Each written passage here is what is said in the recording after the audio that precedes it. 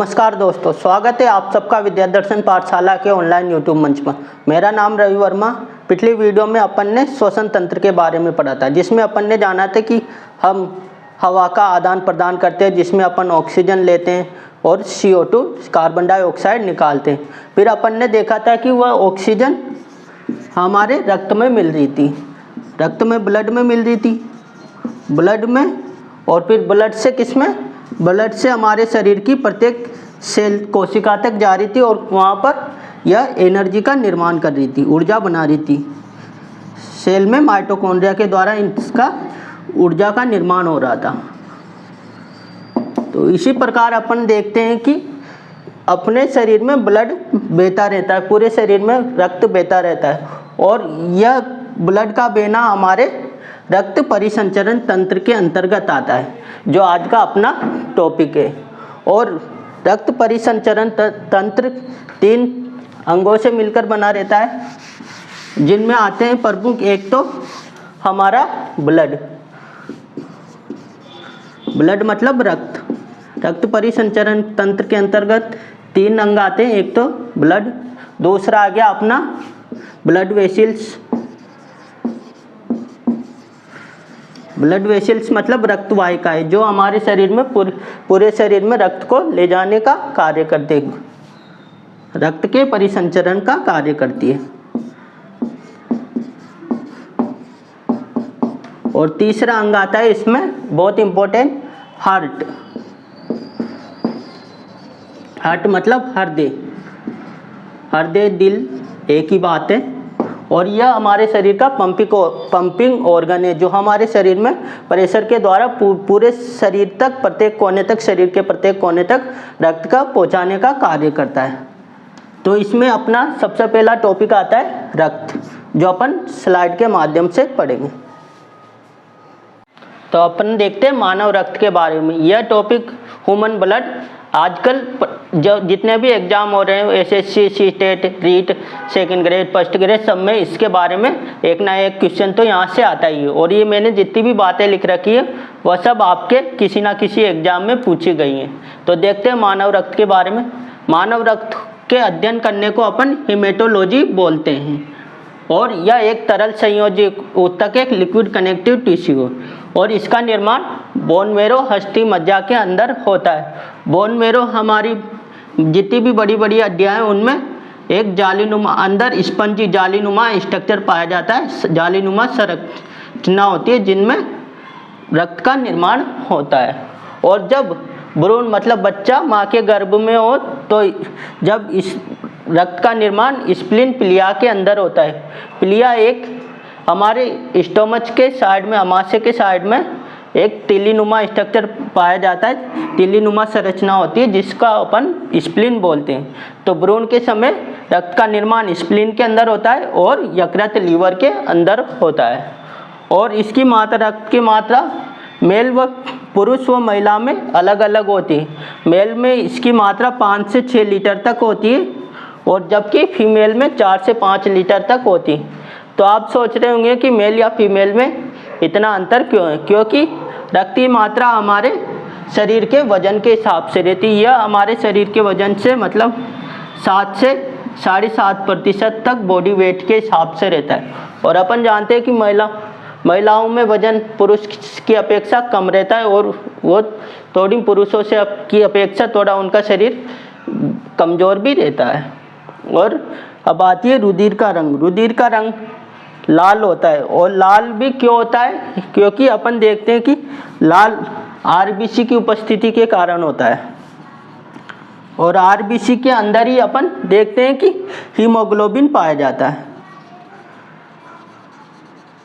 Haemoglobin पाया जाता है। और यह क्या करता है? ऑक्सीजन से जुड़ जाता है, और ऑक्सीजन को हमारे पूरे शरीर में परिसंचरण का कार्य करता है।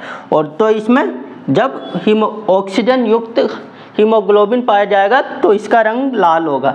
अगर मान लो अपन देखते हैं कि ऑक्सीजन युक्त हीमोग्लोबिन का तो ये परिसंचरण कर रहा है, हमारे शरीर की प्रत्येक कोशिका तक पहुंचा रहा है, और जबकि हमारे शरीर की प्रत्येक कोशिका से यह ऑक्सीजन तो देने का कार्य कर रहा है, लेकिन बदले में CO2 भी ले रहा है। तो CO2 युक्त ब्लड का रंग, CO2 कार्बन डाइऑक्साइड युक्त ब्लड का रंग होता है थोड़ा डार्क होता है, गहरे रंग का होता है, डार्क या ब्लैक। तो इन दोनों बातों में आप कंफ्यूजन मत हो जाना। रुधिर का रंग लाल होता है क्योंकि इसमें ऑक्सीजन युक्त हीमोग्लोबिन पाया जाता है, और डार्क ब्लैक मतलब कार्बन डाइऑक्साइड युक्त ब्लड हो तो इसका रंग हो जाएगा डार्क ब्लैक, मतलब काला रंग हो जाएगा। और रक्त में आयरन धातु भी पाई जाती है।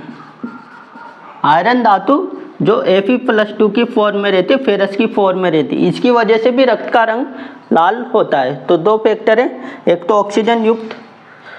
ऑक्सीजन युक्त हीमोग्लोबिन और आयरन की मात्रा के कारण। और एक और बात अपन देखते हैं कि रक्त एक प्राकृतिक कोलाइड है।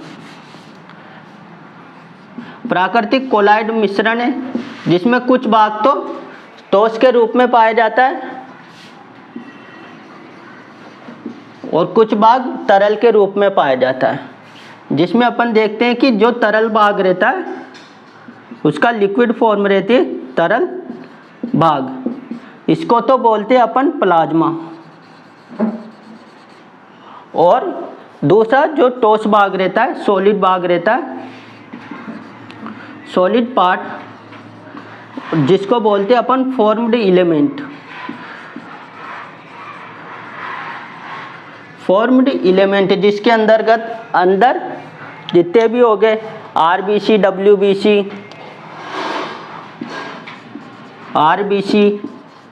WBC, श्वेत रक्त कणिकाएं, लाल रक्त कणिकाएं,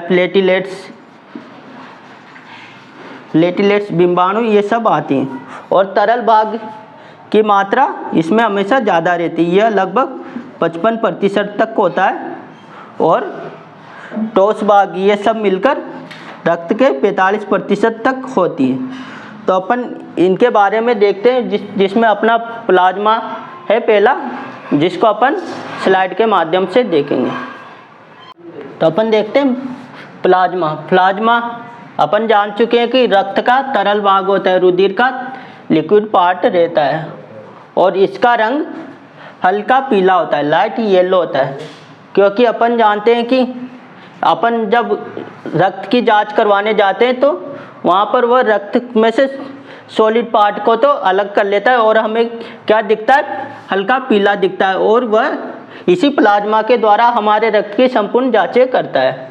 और इसके संगठन में, कंपोजिशन में 3 चीज़ें पाई जाती है, जिनमें वाटर, पानी तो 90 से 92% होता है, और प्रोटीन 8 से 10% तक प्रोटीन होते हैं, और कुछ मात्रा में आयंस होते हैं, और कुछ मात्रा में ग्लूकोज। आयंस में भी जैसे हो गया कैल्शियम, सोडियम, मैग्नीशियम ये वगैरह, या क्लोरीन, इनके आयंस उपस्थित होते हैं। और ग्लूकोज तो अपन जानते हैं कि खाना खाते हैं जो वो रक्त में जाता है, और ग्लूकोज से हमें क्या मिलती है, ऊर्जा, वह भी ऑक्सीजन की उपस्थिति में। और CO2 का भी निर्माण होता है और पानी का भी निर्माण होता है। तो क्या क्या हो गया प्लाज्मा के अंदर, वाटर हो गया 90 से 92%, कुछ मात्रा में प्रोटीन हो गए, आयंस हो गए जिनमें कैल्शियम, सोडियम, मैग्नीशियम, क्लोराइन और ग्लूकोज। और प्रोटीन भी कितने, 3 प्रकार के प्रोटीन होते हैं जिनमें अपना मुख्य प्रोटीन आता है फाइब्रिनोजिन हमारे शरीर के अंदर ब्लड क्लॉटिंग में मदद करता है। अपन जानते हैं कि जब हमारे चोट लग जाती है तो हमारे शरीर में रक्त निकलता है, लेकिन अपन देखते हैं कि कुछ समय बाद वह रक्त का बहना रुक जाता है, जिसको वहाँ पर क्या हो जाते हैं, क्लॉट बन जाते हैं, स्कंदन बन जाते हैं, जिसको बोलते हैं अपन रक्त स्कंदन।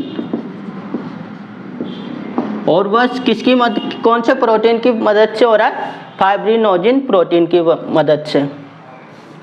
दूसरा आता है ग्लोबुलिन प्रोटीन, यह हमारे शरीर की इम्यून सिस्टम, रक्षा तंत्र को मजबूत करने का कार्य करता है। तो जितनी भी सुरक्षात्मक, जितने भी हमारे शरीर में बाहरी बैक्टीरिया, पैथोजन आ जाते हैं, जिनसे हमारे शरीर में रक्षा प्रदान करने का कार्य करता है। तो इसको लिख सकते हैं डिफेंस मैकेनिज्म में काम आता है ये, मतलब रक्षा की करने में मदद करता है। तीसरा प्रोटीन आता है अपना प्लाज्मा का एल्बुमिन, जो हमारे शरीर में ऑस्मोटिक बैलेंस बनाने का कार्य करता है। अपन जानते हैं कि सेल के अंदर कुछ मात्रा में पानी भी रहता है, तो उसका बैलेंस बनाने का कार्य करता है। तो ये था अपने पास प्लाज्मा, तो ये था तरल भाग। तो आज की क्लास अपन यहीं समाप्त करते हैं। इसके अगले भाग में पार्ट 2 में देखेंगे कि अपन सॉलिड पार्ट के बारे में पढ़ेंगे, जिसमें अपन जितने भी रक्त में आरबीसी आ जाएगी, डब्ल्यूबीसी, प्लेटलेट्स, इनके बारे में चर्चा कर लेंगे। तो आज की क्लास यहीं समाप्त करते हैं। अगर आपको हमारे द्वारा दी गई जानकारी अच्छी लगी हो तो चैनल को लाइक, शेयर व सब्सक्राइब करें। थैंक्स।